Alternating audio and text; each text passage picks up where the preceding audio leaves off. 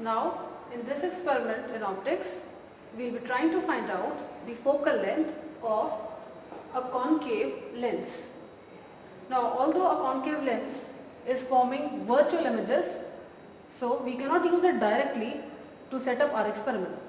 Now for the same reason, what we will be doing is, we will be using a convex lens to find out finally the focal length of a concave lens. Let us see what we have to do in the first part of the experiment. Coming to the first ray diagram, we will be just setting the convex lens on the optical bench. Now as we know, it is a converging system.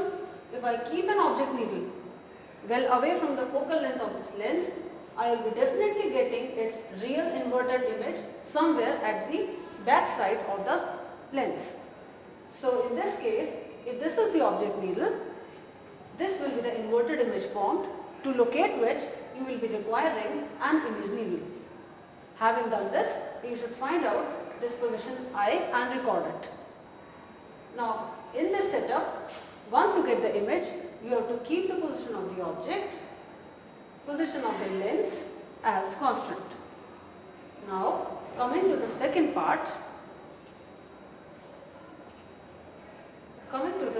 of the ray diagram, we are maintaining the object needle in its previous position. So is the convex lens at the same position L1, and our main chief guest, I would say, our concave lens is now fixed at a position L2, just next to the convex lens. Now obviously, since you are using a diverging lens, the image which earlier was being formed at I in the previous part now will be formed at next position away from it at I dash.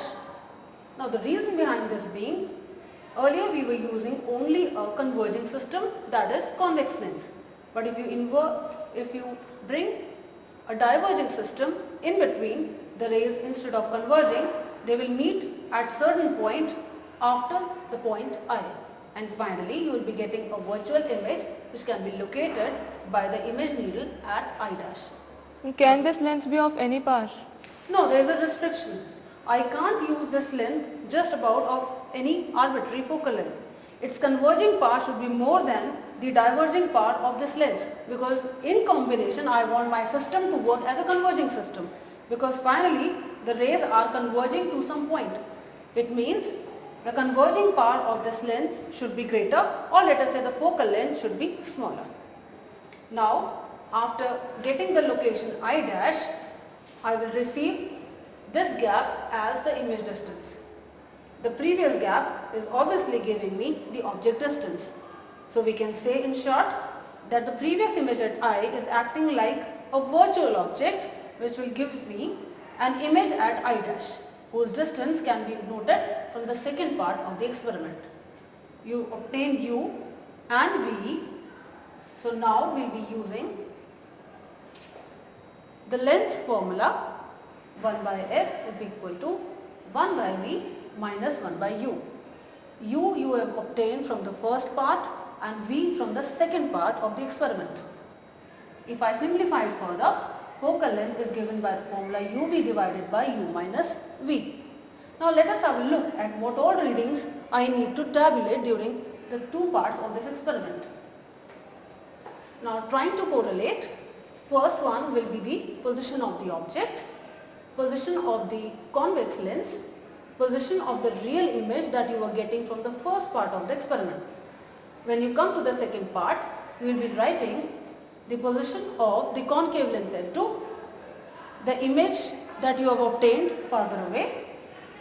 U can be calculated by finding out the distance of I and L2, that is these two tables. Similarly, the image distance V can be found out by subtracting I dash and L2. Once you obtain U and V, you can substitute them in a formula and obtain the value of F. At the end, a number of focal lengths can be taken by adjusting for different values of the lens L2.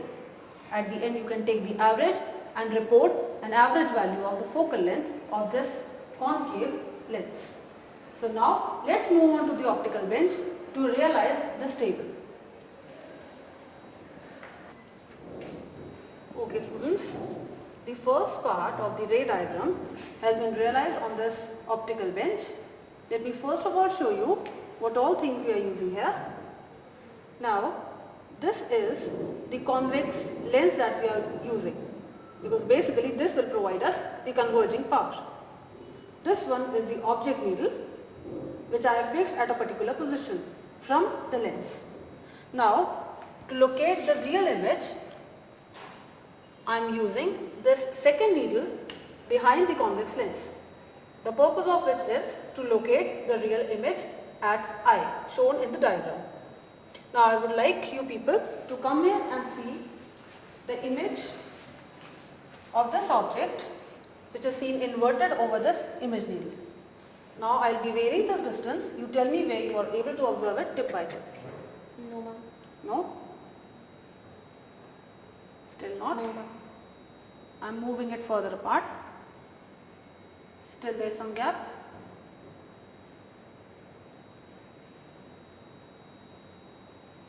How is Yes, it now? So now for this given object distance, the student has confirmed that we are getting the real image with this distance of the image needle. It means this becomes our image distance, and this being the position I, which is shown in the first diagram. Now for the second part, we will be using this concave lens whose focal length you want to determine. Now we are fixing it up here, and obviously because this is a diverging lens, the image because of divergence will still be received at a position later to I. Now keeping the alignment proper such that the optical centers of both the lenses as well as the tip remain in the same line, again we will be moving the image needle to obtain the new position I dash. Okay, try to locate it. I am moving it away.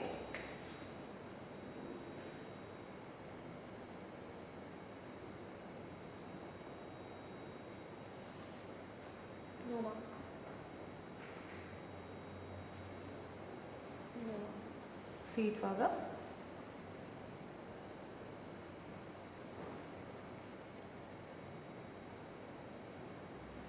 So now Yes, ma'am. So this becomes the new position where we are getting the image. That is, this will give me the position I dash. Now in the view of the camera, you can clearly see that we have the image formed over the image needle. Now the first one being the object as shown. The second needle is the image needle as being pointed out in the view, and we are getting the image over this needle. Now students, in the view of the camera, you can easily see the setting where we are obtaining the image I dash. Now the first needle as being pointed out in the camera is our object needle.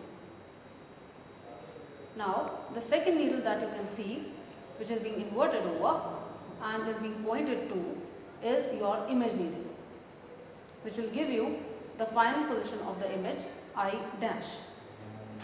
Now even if we move the camera either to the left or to the right, we are able to see the tip over tip alignment of both the needles, and there occurs no parallax. This is what you are expected to set on the bench. In the similar fashion as we have done these two parts, you can take other readings also for the table shown previously, for which you will have to change the position of the lenses in order to get new position of I dash. At least 4 to 5 readings will be sufficient to make a good average over the focal length of the concave lens. Also bear in mind that while you set through the first part of the experiment, the position of the convex lens, you are not supposed to change the position of the convex lens or the object needle during the second part of the experiment. Also, that there should be no parallax during the readings. The optical center of the convex lens, the concave lens, the object needle should all lie in the same line. Also, that the optical bench should be leveled using a spirit level.